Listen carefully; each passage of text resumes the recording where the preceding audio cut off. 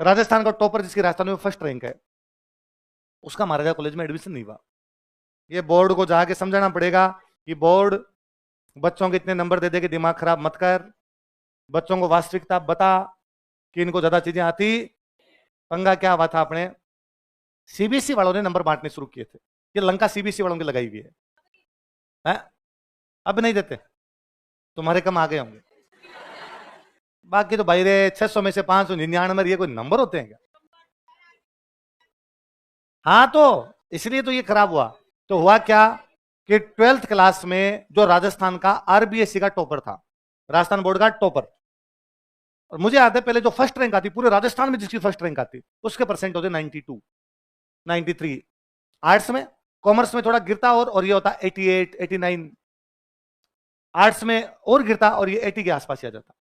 80%। Science में थोड़ा 90 के आसपास, 80 90 प्लस 90 के आसपास कॉमर्स, और 85 या 80 के आसपास बात में क्या हो जाती है आपकी आर्ट्स। राजस्थान में बीएससी की जयपुर में जो सबसे बड़ी कॉलेज है वो है महाराजा कॉलेज। तो कौन सी है? महाराजा।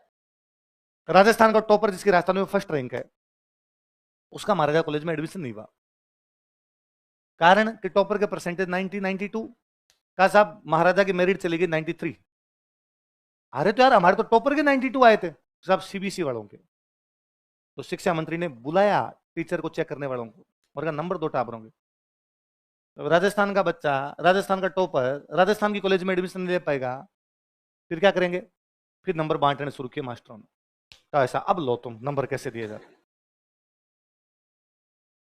फिर जितने बांटने थे उतने बांटे, जितने बांटने थे उतने बांटे, फिर तुम्हारे यूं धोबे भर भर के नंबर है।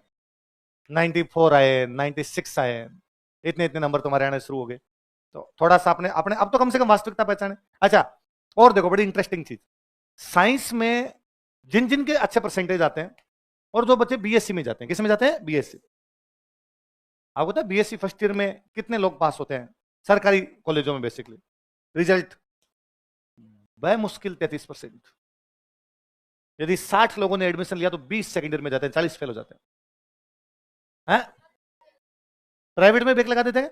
प्राइवेट में मुझे लगता है कोई नकल वकल करवा दे तो बात अलग है, वरना प्राइवेट में बैक लगाई देते हम। 60 में से 40 फेल है। यदि इतने इंटेलिजेंट थे सारे के सारे, अब पास क्यों नहीं हो रहे?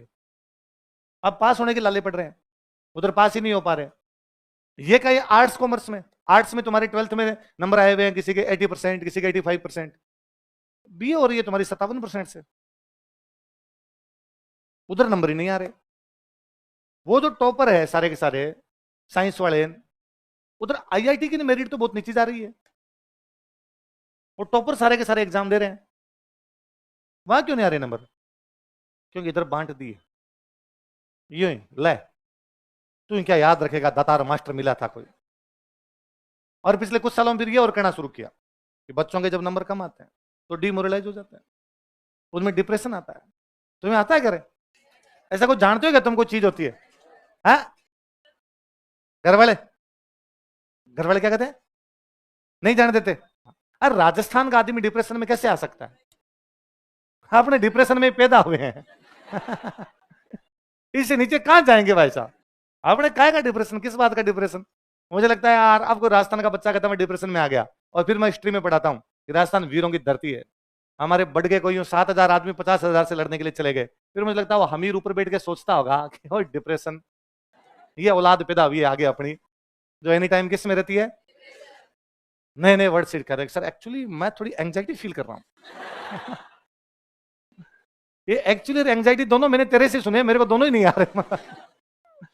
तो अपने शब्दों पे हमेशा ध्यान देना, भाषा सुधारनी है ना। आज से आज ये भी हमेशा ध्यान रखना है कि आपको कोई वर्ड नहीं लिखना है, आप लिखा ही मत करो, उसको छोड़ लिया करो, खड़े होकर पूछ लिया करो सर लिखें कैसे।